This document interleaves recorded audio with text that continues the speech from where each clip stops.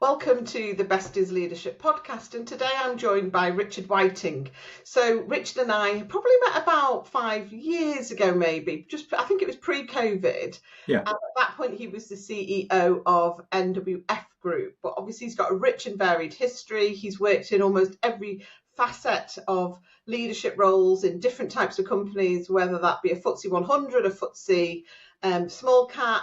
And now he is the non-executive chair of multiple organisations, some in PE and others privately owned. So, Richard, it's great to see you. Thank you for joining. Great to see you too. Tell us a little bit about yourself, and then we'll launch into the conversation. Okay, so I had an interesting sort of, let's say, full-time career where I grew up as a sales and marketeer, did a business degree, then went into sales and marketing as a marketing director, sales and marketing director of big businesses, things like Twyford Bathrooms, Myra Showers, Ideal Boilers, and that was part of a FTSE 100. So I was in an operating company of a division of a FTSE 100. I then spent, interestingly, time at the centre of that FTSE 100 with a strategy team, understanding some really great best practices, but then the real challenge of trying to deploy those across hundreds of companies across the globe. I was then the managing director within the same group of a datacom business up in Scotland. So I was up in Glenrothes for 3 years, leading that business, which was selling data networks, again, to installations across the globe, so international experience. Following that, I followed a leader, so I always worked with consistent people, into a group called Hayward Williams. And this was a building products PLC, a small cap business, and had lots of real challenges and issues. It was breaking banking covenants, it had loss-making businesses, and very much I went in there, I'm a commercial guy, but I went in there as a troubleshooter to try and turn around and fix businesses. It ended up with a sort of mini career in corporate finance. I sold 13 businesses in a year, both in Europe, UK and the US. And then went on, I was appointed as the group finance director, which is somewhat unusual. I'm not an accountant, I'm a salesman who does numbers.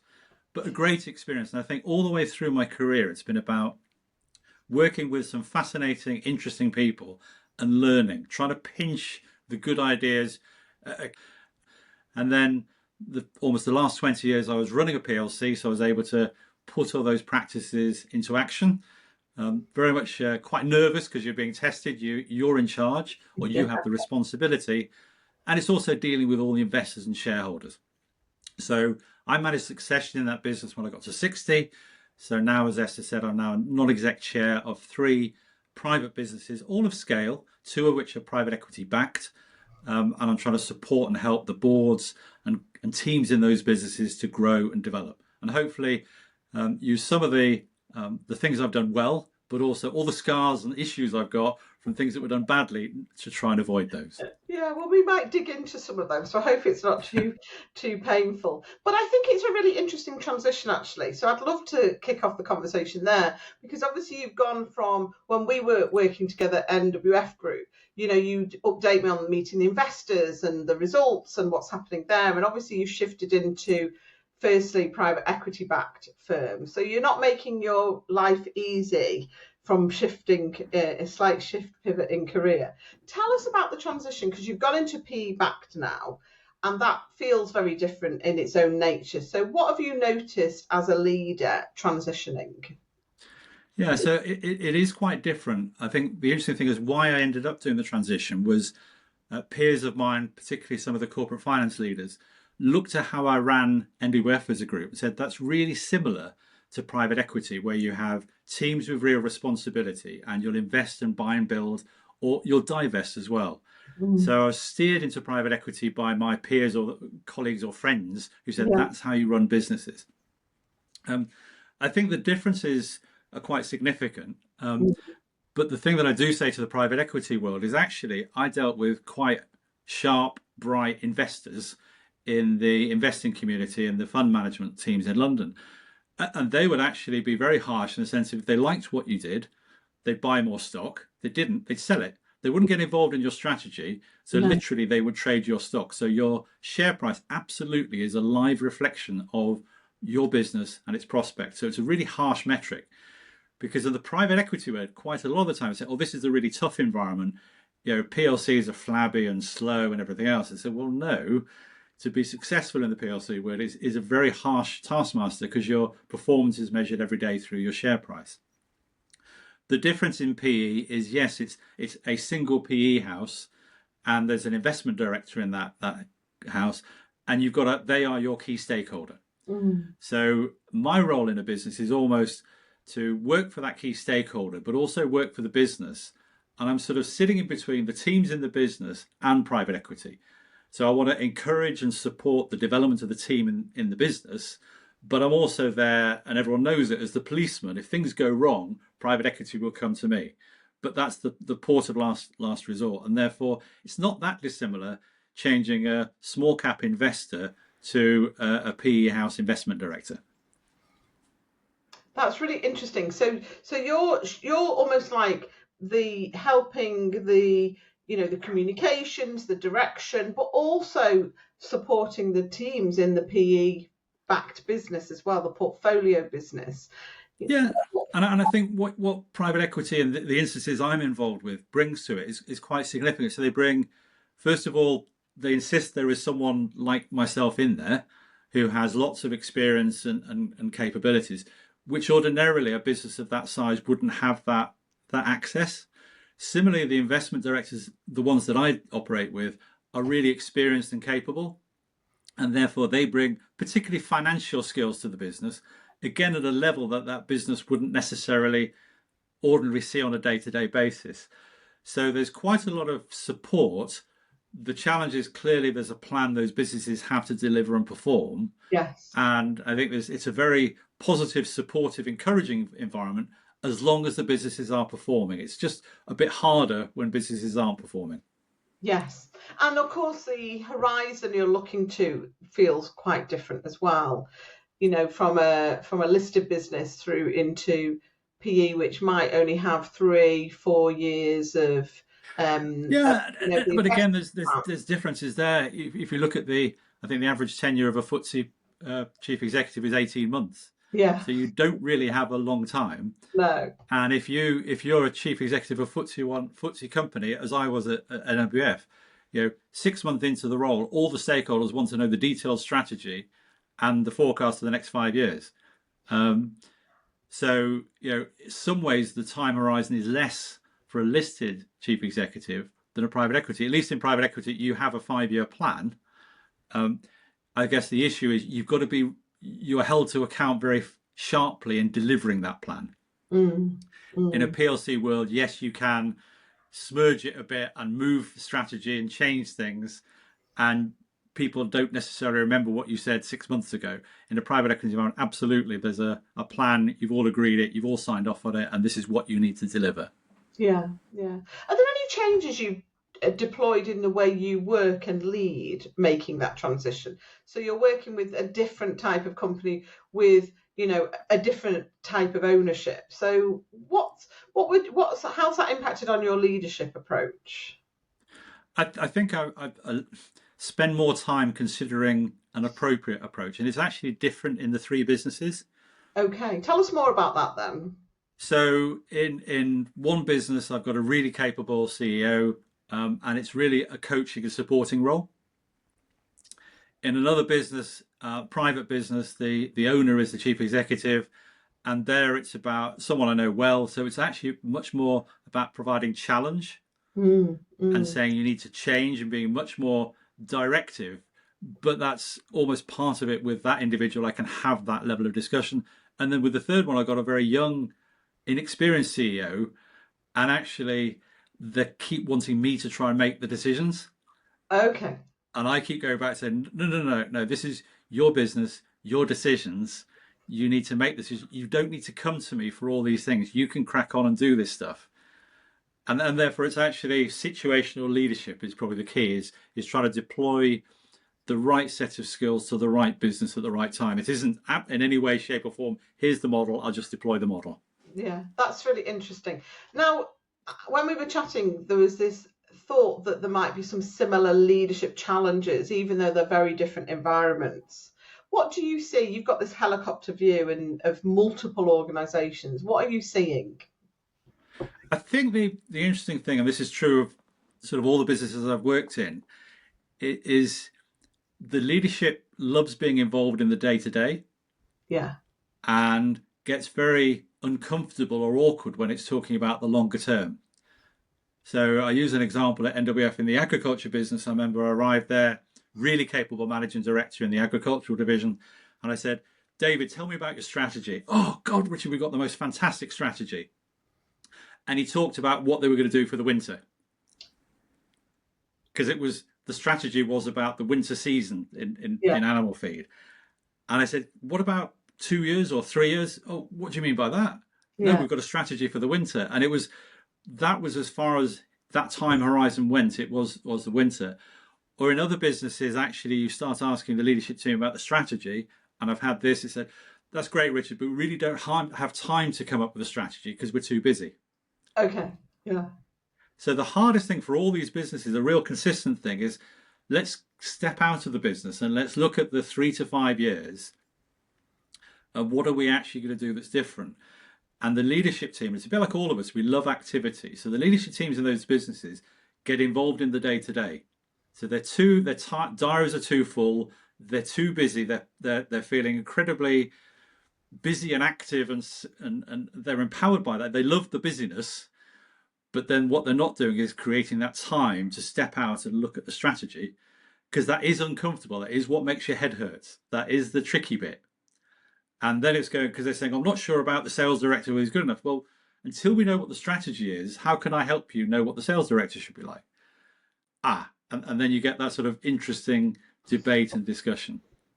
And so, there's so many things tied to that, isn't there? You're going to anchor your talent plan off that. You're going to anchor what growth plans are going to come through that you need what resources you need, the everything. resources you need, the operational efficiencies that you need to deliver against, and how you scale. Because if you don't have that plan, it's very much about, tactics, isn't it, as opposed to strategy.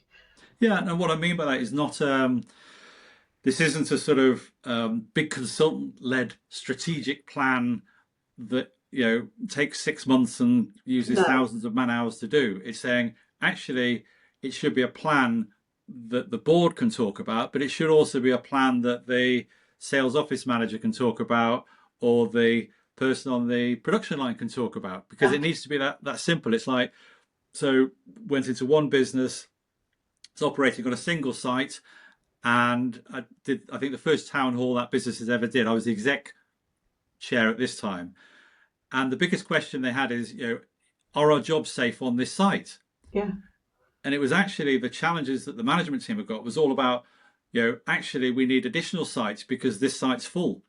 Yeah. And this is a great site and we need more. And actually it was the disconnect between what people were worried about their jobs and the longevity on the site. That was never in anyone's mind. It was really secure, but no one had really talked about it.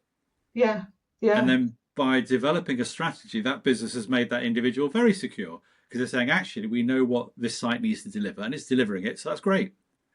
And how exciting is that? That sense that you are almost like the linchpin that helps the organisation grow. We did some recent research and we were looking at people's experiences and how they reported it in PE-backed businesses. And one of the things that we identified a gap around was that safety, that psychological safety of asking questions, of, being able to say, is this okay? And I know that you listened to our webinar. So what are you noticing anything about that? The opportunity to get closer between leaders and their teams and actually create greater clarity? I think one of the things I've been passionate about through my whole career is not having big businesses. As soon as you create a big business, you have a big head office and you create all sorts of constraints and barriers. So a key thing is making the businesses simple and small. So you have a team which can talk to each other, which is visible to each other, and they're the people who make all the decisions. And if you do that, then people are very comfortable with what's happening and it's really consistent. The challenge you have is when you have a sort of, certainly in the FTSE 100, chief executive would be on the beach, come up with 5 ideas, and then immediately those initiatives are trying to be deployed across 1,000 companies. And it's horrendous. Yeah. Because it's the new idea, the new initiative, the new something, and it cuts across what everyone's doing. So it's having that small team with that consistent view as to what's happening. And it's about being close to the front end. So not having big businesses. So if you've got a big business, break it down into small units. That's the thing that will work when people can see and talk to each other. Yeah, exactly. And also, I think sometimes because we create busy agendas for ourselves, we don't always make time to just spend some time out in the business. And I know when you were at NWF, you would spend a lot of time just going out and talking to people. But I think sometimes leaders feel that they need to surround themselves with meetings or commitments, and that gets in the way. So what strategies would you say helps organizations stay close to the front line and also make sure that there is a clarity of mission and purpose? I think it's hard. I think it's about personal time management. Again, back to this thing of we're all too busy that we can't do strategy.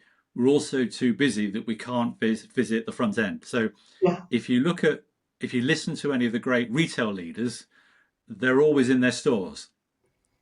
Yeah, they're doing these store visits continually. And that's not because they don't trust the management. That's because they want to see, talk, and feel about it themselves. As a chief executive, half my week was always free. So Yeah. I'd probably have one meeting a week, but no more than that. And by spending time at the front end in that business, I was visiting fuel depots or feed mills or warehouses.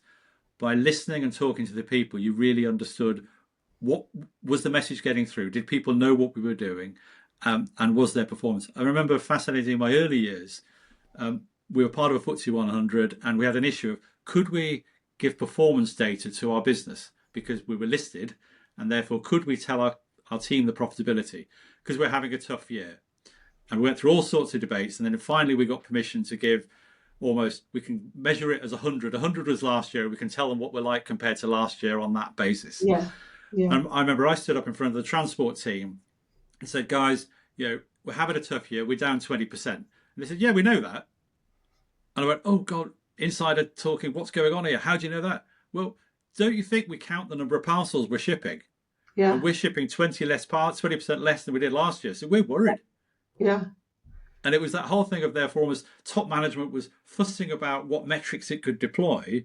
Yeah. And the reality, the people in the business knew it. It's a bit like They in a knew it. construction It was business. If you're passing not through the busy, you know hands. it. Exactly. So how did you do that? What's your, I always talk about game-changing strategies. How do you, as the CEO, only have one meeting a week? Because I bet you there's loads of people going to listen to this and go, how did he make that happen? Tell me, what was your plan? The simple thing is, so stop all the meetings that were happening. Okay. But what about, don't those meetings need to happen? No, because so it's a bit like whether those, I joined NWF and there were risk meetings, there was investment committee meetings, there were all these types of things. There was technology meetings, and it's just we'll stop all those. And it was amazing how actually people then panicked for a while, and then it was actually well, yes, okay, those meetings weren't. Everyone agreed the meetings weren't delivering much, and that's what most people would say about most meetings. The other thing is they can be bad, particularly for a leader, is they can filter the news. So you never hear what's actually happening. So I remember in the fuel business, they'd implemented a new commission scheme for the sales team. And as chief executive, yes, I had a monthly meeting with that management team. And that management team was telling me this commission scheme's great.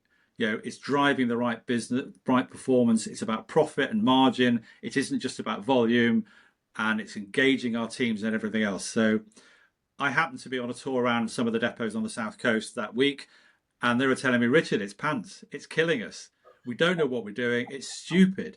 It really is stupid. We keep telling everyone and no one's listening to us. The great thing is they told me the skill I then have is with that knowledge is not to tell the management team that they're idiots, but to ask them the right questions. And when I actually ask them the right questions, they go, yeah, no, we do have lots of issues because no one can understand their performance until the finance team gives them the results at the end of the month.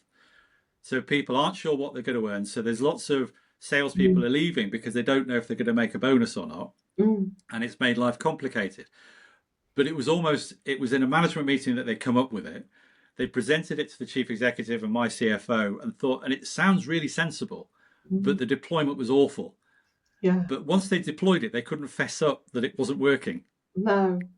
Well, in fact, that's probably what they should have done. It's probably the fact that they should have gone, actually, we know it's not working, rather than promote something that isn't going to deliver the return or deliver. But this is really hard for all management teams. It's almost that open honesty. It's a bit like, no, our employees love us. They really engage with our values. They think we're so trustworthy. And then you go and talk to the people and go, I don't trust them as far as I can spit them. No. Oh, Yeah, exactly. And actually, I think that's a really good topic to talk about, because I think that it is a real challenge for organisations today. We've got this weird dichotomy, which is we're worrying about what we communicate, and we sanitise what we communicate, and we want to make sure it's always the positive messaging.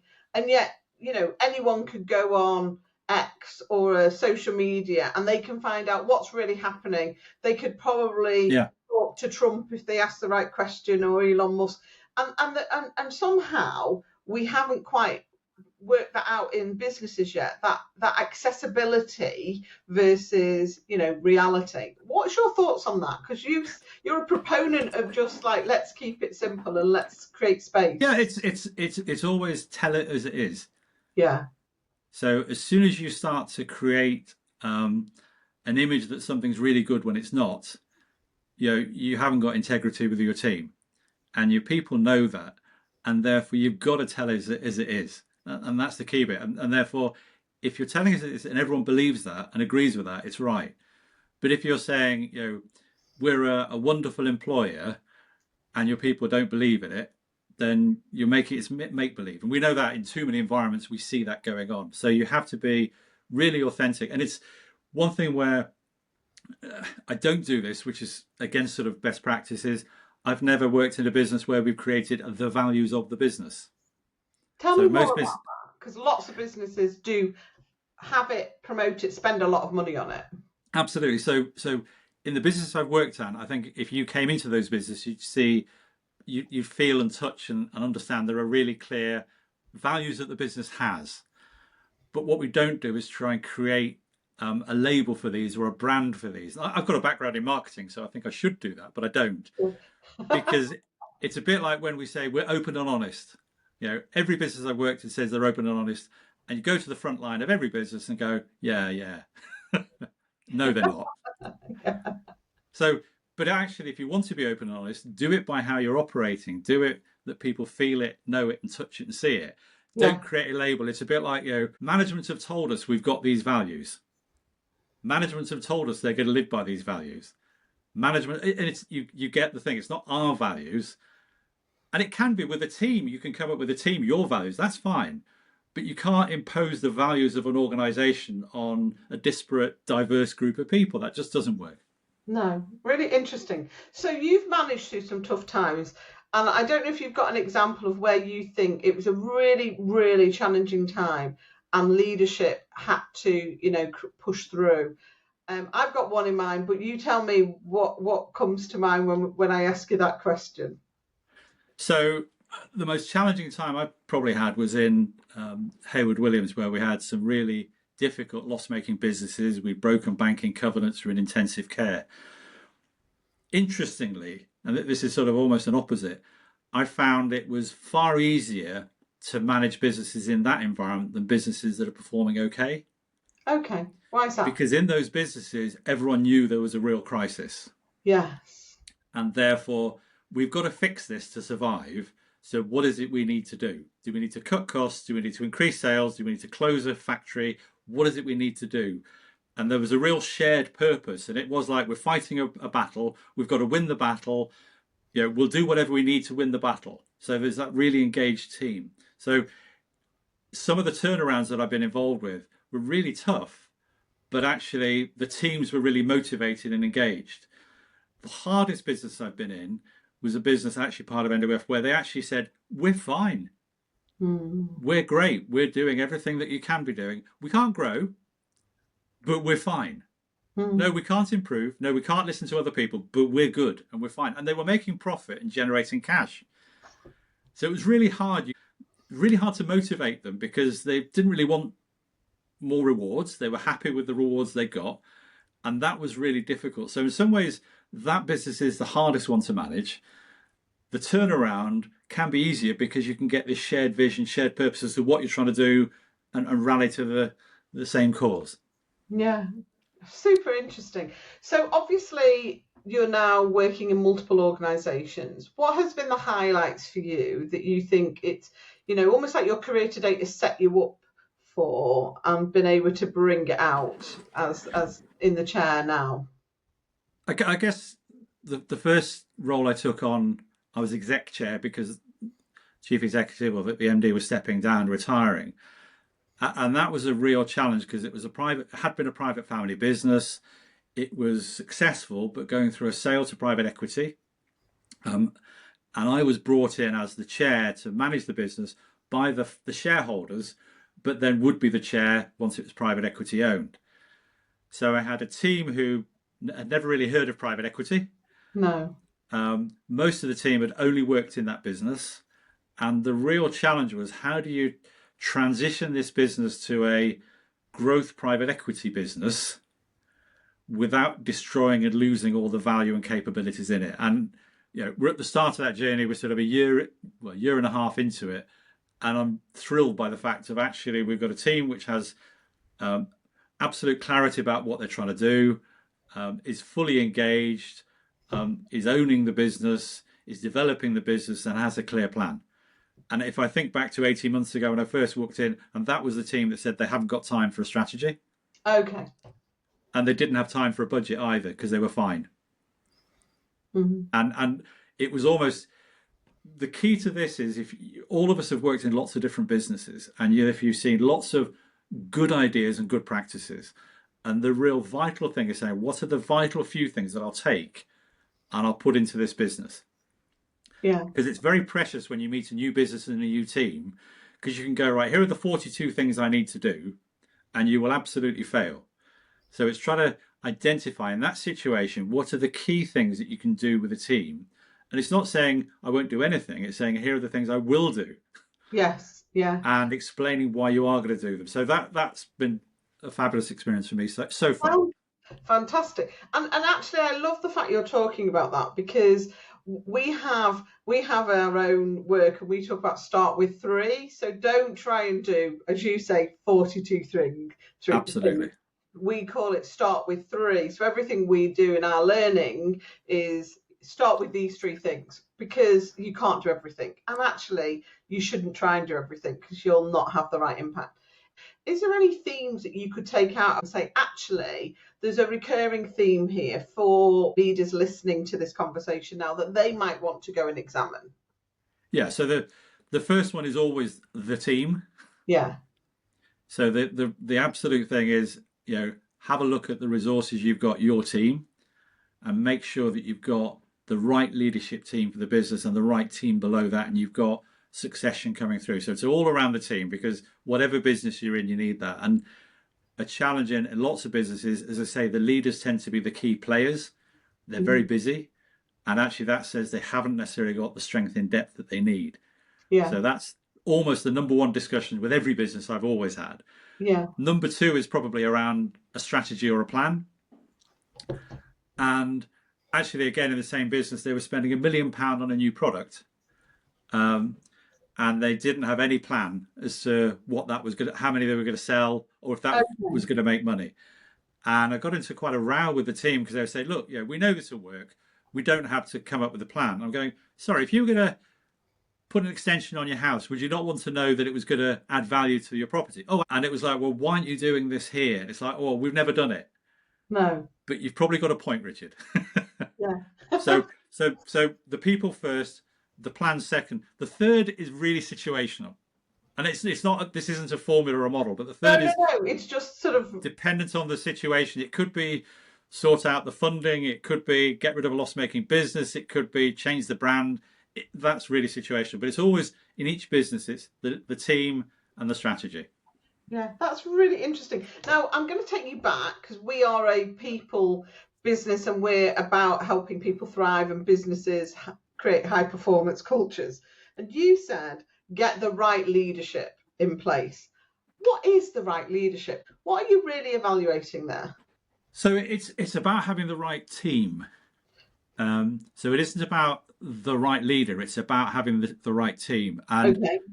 Absolutely, this is sort of hard bitten experience. Lots of scars on this. Is the last team you want is a team of really capable MBA managers because they won't work as a team. So the best teams I've had have got that real cross-sectional diverse experience. You've got the person who's been there 30 years, seen there, done it, and everything else. You've got the maverick who's only been there a couple of years and has some wacky ideas.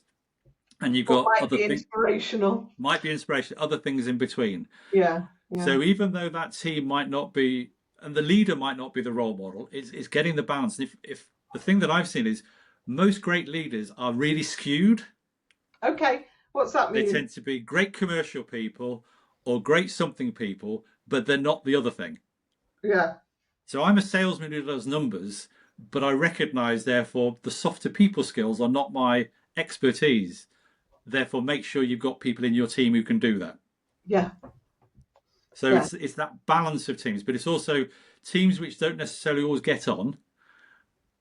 They can fall out, and it's that balance of teams. So it isn't just about the individual leader, it's about assessment of that team. So Richard, as we finalise the podcast, it's great to understand almost like the 3 strategies that you think make the biggest difference. If a leader's listening saying, where do I start?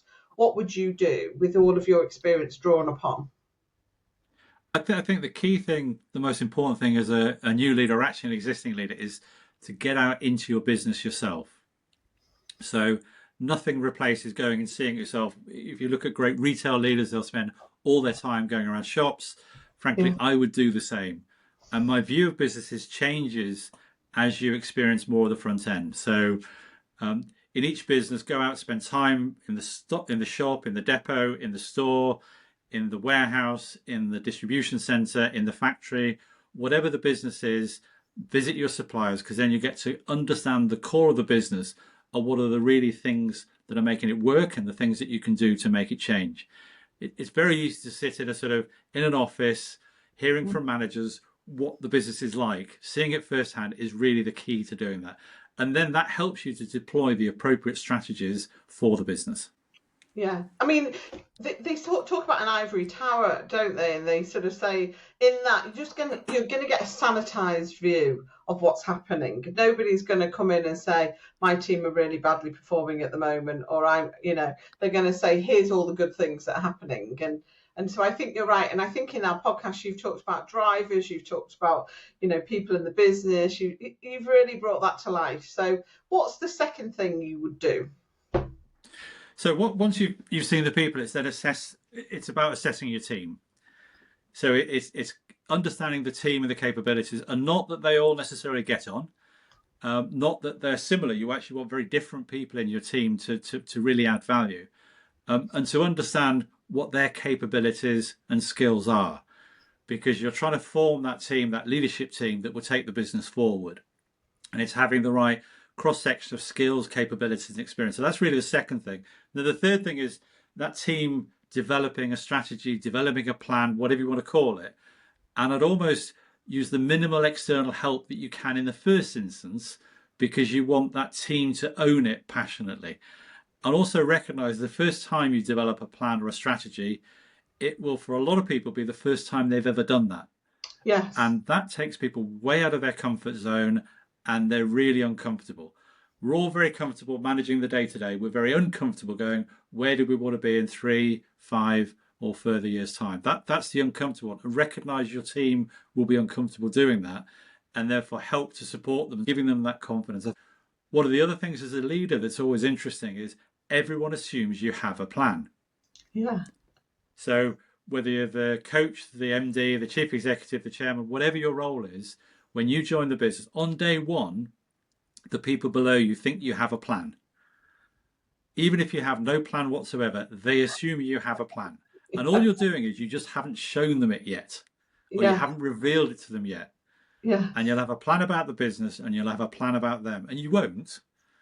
But it's that real sort of precious thing of recognizing that's what people think. So to tell people, oh, we have no plan, will terrify them. But it's sort of recognizing you're taking people on that journey, and therefore it's about understanding the business in detail by understanding it face to face, the front end of the business, developing the right team, and then developing the plan. That sounds fantastic. Okay, any final words? Thank you so much. You shared such a lot. We've covered so much ground looking through the lenses of different businesses and challenges, and your candor and your sort of real life. It's almost like you've got the dirt under your fingernails. You've been sharing what's been going on. Certainly have. Anything else to share? I think the other thing is the thing that I've done and I've seen other people do is pinch good ideas, learn from everyone you work with, whether it's at work, outside of work, in sports, in social life, anything. Pick up ideas and learn from them. Don't read the textbook and go, that's the answer. See what other people are doing, and if things are working well, pinch those ideas and use them. The best organizations that I've ever seen are those that will quite happily go into another business and pinch 5 or 6 ideas. The poor businesses are those that can't do that. So as a leader, it's always have your eyes open, your mind open to any business in any environment.